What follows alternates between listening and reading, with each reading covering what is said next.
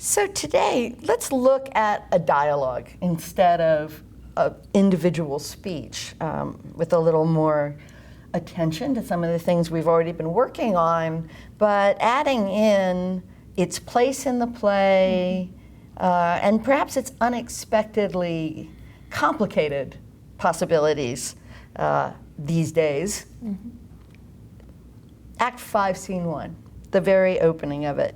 Keep in mind, this is right after the huge trial scene, and it's a little footnote of a second scene where Portia and Nerissa do get those rings from the men.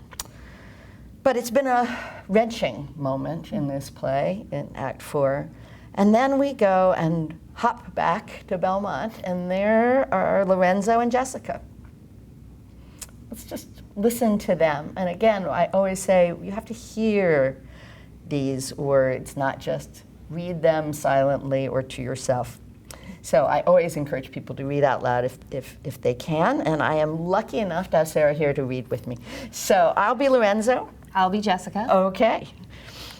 The moon shines bright in such a night as this, when the sweet wind did gently kiss the trees, and they did make no noise. In such a night, Troilus, methinks, mounted the Trojan walls, and sighed his soul towards the Grecian tents where Cressid lay that night. In such a night did Thisbe fearfully o'ertip the dew, and saw the lion's shadow ere himself, and ran dismayed away. In such a night stood Dido, with a willow in her hand upon the wild sea banks, and waft her love to come again to Carthage.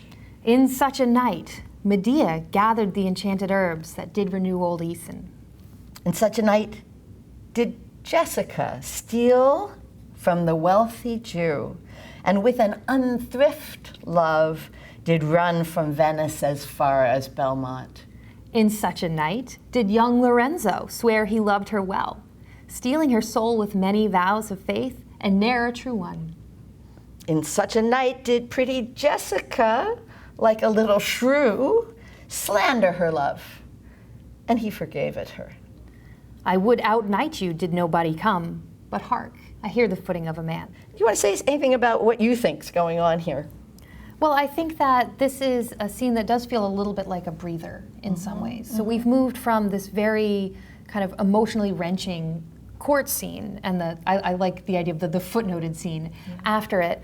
And suddenly this is very lyric. This is a beautiful setting. We have the many references here to plants, so it's a garden-y feeling scene. We have herbs and trees and a willow in Dido's hand. So we have a more kind of pastoral feeling scene, or a more relaxing scene, and certainly beautiful language as well in this scene. So we have a bit of a break, but also perhaps a troubling scene in some ways as well, and certainly in the ways it's been staged in recent years. That's right. I think, in its time, this was part of Shakespeare's lyrical phase. And in that sense, it doesn't surprise me, at least, to see this lovely allusion in such a night and such a night, almost like a refrain in a long song.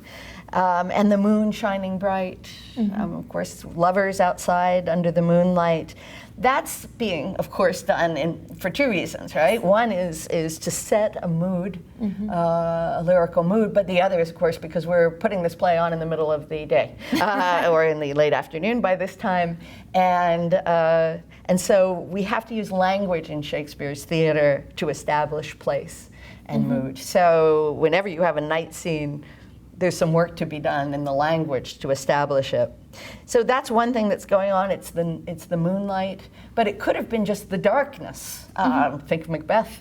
Awful things can happen at night. Here we have the movement to love and lyricism as we try to close this play as a structural comedy that has gone into such a disturbing space during the trial scene.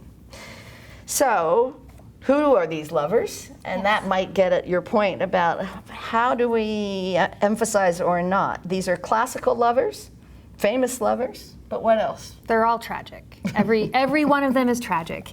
Each one of these you can take in several different directions, can't you? Because I think with Dido, I think of Marlowe's play, Dido, Queen of Carthage, which was alluded to by Shakespeare several times, including in Hamlet, and the player's reenactment of the fall of Troy in Hamlet. It's a beautiful story in some ways, it's a horrible story in another, and it's an epic story in the third, which is that Dido must be left behind in order for a better outcome, as you say, greater glory, but also the Roman state. So depending on your perspective, these different allusions can go in many different directions. I mentioned Marlowe especially because this play, Merchant of Venice, clearly riffs on Marlowe's play, The Jew of Malta, and takes what is an even more, I'd say, disturbing play in its cynicism about different religions and the Christianity of Christians, also the villainy of the Jewish main character, Barabbas. All those inform Shakespeare's play. So depending on whether we see it intertextually, referring back to Marlowe, whether we see it in the epic tradition, that this is a necessary thing left behind, just as Jessica's left behind her culture to a greater glory from one perspective. All these have complex resonance. So we have something seemingly classical, distancing, romantic, and then we get Jessica and Lorenzo putting themselves into that world and emphasizing unthrift, wealthy, stealing, and no true faith.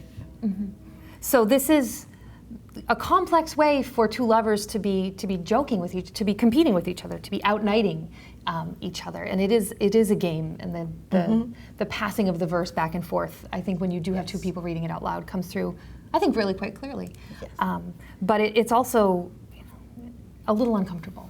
So that's if we really unpack it, and when we're close reading, we really do unpack. And then you have to go back and decide, well, how much really does Shakespeare want us to be lingering this way? And several productions, The Merchant in Venice this past summer that I was happy to witness, really emphasized the Jessica Lorenzo tensions here. And so they cut a lot of the other allusions on the way to it, which diminished some of the romanticism of that lyrical refrain and really highlighted the tensions. Other people, there's the early production on the BBC television series, really made it that game that you pointed out, and there's real precedent for that too, because after all, again, another play written about the same time by Shakespeare is Romeo and Juliet, where he takes love, doomed love, and makes it one of the most obviously enduring stories of all time, and a beautiful one in which the two lovers come together by what's now known as the Pilgrim Sonnet, by speaking back and forth in this playful way, echoing each other, putting their hands to hand, and then kissing at the ball where they meet. So this kind of play of two characters together means that on the dramatic stage, that may be the thing we should be paying most attention to, not every possible nuance of a close reading that we might want to do. Both are totally valid directions.